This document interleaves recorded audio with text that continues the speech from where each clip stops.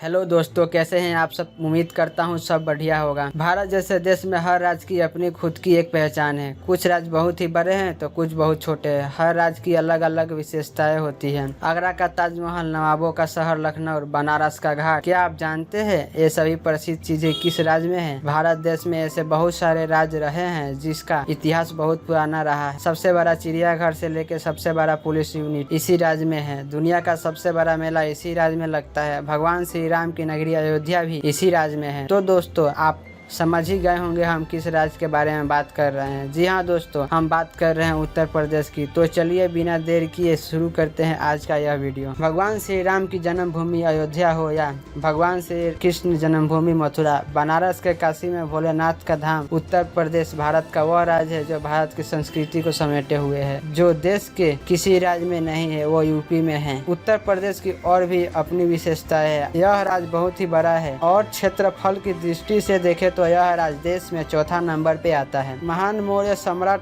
चंद्रगुप्त, सम्राट अशोक, समुद्रगुप्त, चंद्रगुप्त इन सभी राजा महाराजा ने उत्तर प्रदेश में ही शासन किया था। हर्ष जैसे महान और प्रसिद्ध शासक ने भी इस राज्य में एक समय में शासन किया था। राजा हर्ष अपनी राजधानी कान्याकुंज से पूरे उत्तर प्रदेश पर नियंत्रण करने का काम करते थे। इनका राज आज के बिहार, मध्य प्रदेश, पंजाब और राजस्थान में भी था। ईसा पूर्व 6ठी शताब्दी के दौरान वैदिक धर्म पूरी तरह से ब्राह्मण लोगों का हो चुका था, जिसकी वजह से ईसा पूर्व 2री सदी तक जिसका रूप पूरी तरह से हिंदू धर्म में परिवर्तित हो गया था। इसी समय के दौरान यानी ईसा पूर्व 6ठी और 4थी सदी के दौरान गौतम बुद्ध ने भी वाराणसी के सारनाथ में पहली बार धर्मोपदेश किया था। उन्होंने जैन बौद्ध धर्म की स्थापना की थी। वो केवल भारत तक ही सीमित नहीं रहे बल्कि चीन और जापान जैसे देशों में भी इस धर्म के लोग बड़ी संख्या में हैं। बुद्ध ने जिस जगह पर परिनिर्वाण लिया था वो कुशीनगर भी उत्तर प्रदेश में स्थित है। यह जगह आज कसिया नाम से जानी जाती है। शुरुआत में बौद्ध, ब्राह्मण और हिंदू संस्कृति का विकास साथ में ही हो रहा था। ईसा पूर्व 3री सदी में सम्राट अशोक के समय में मूर्ति और वास्तुशिल्प कला का काफी विकास हुआ था। दोस्तों, उत्तर प्रदेश पूरी दुनिया में घुंघरू और घंटिया बनाने के लिए भी जाना जाता है। गुप्त वंश शासक काल में हिंदू कला और संस्कृति का काफी विकास हुआ था, लेकिन 647 के करीब हर्ष राजा की मृत्यु होने के बाद में बौद्ध धर्म का पतन होना शुरू हो गया था और उसके साथ ही दूसरी तरफ हिंदू धर्म का विकास बड़ी तीव्रता से होने लगा था। लेकिन 12वीं सदी में जब मोहम्मद घुरी ने उत्तर प्रदेश के गढ़वालों को हराया तो उसके बाद यहाँ मुस्लिमों का शासन शुरू हो गया था। करीब 600 साल तक उत्तर प्रदेश में केवल मुस्लिम वंश के लोगों का ही शासन रहा और उत्तर प्रदेश दिल्ली के नजदीक होने के कारण दिल्ली सल्तनत में भी कुछ लोग उत्तर प्रदेश के ही थे। सन 1526 में बाबर ने दिल्ली के सुल्तान इब्राहिम लोधी को हराकर दिल्ली में मुस्लिम वंश की स्थापना की,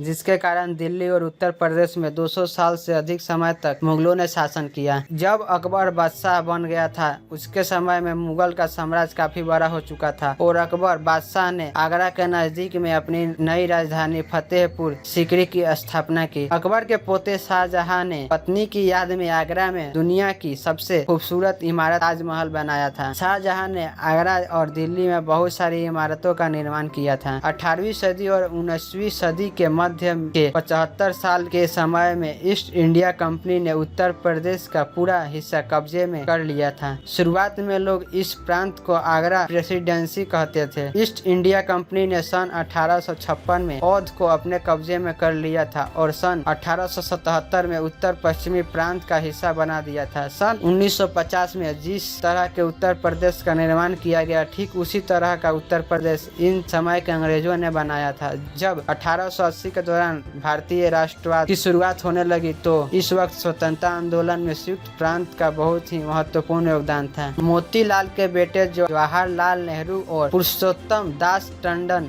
जैसे राष्ट्रीय नेता इसी संयुक्त प्रांत से थे। महात्मा गांधी ने जो सन 1920 से 22 में असहकार आंदोलन शुरू किया था उसकी वजह से अंग्रेजों की हुकूमत को बहुत बड़ा नुकसान हुआ था। लेकिन संयुक्त प्रांत के चौरी चौरा गाँव में एक जगह पर हिंसा हुई थी, जिसकी वजह से महात्मा गांधी को इस आंदोलन को बीच में ही रोकना पड़ा। सन 1947 में देश को आजादी मिलने के बाद में संयुक्त प्रांत को भारत में शामिल कर लिया गया था। 2 साल बाद तेहरी गढ़वाल राज्य, उत्तराखंड, रामपुर, वाराणसी को संयुक्त प्रांत का हिस्सा बना दिया गया।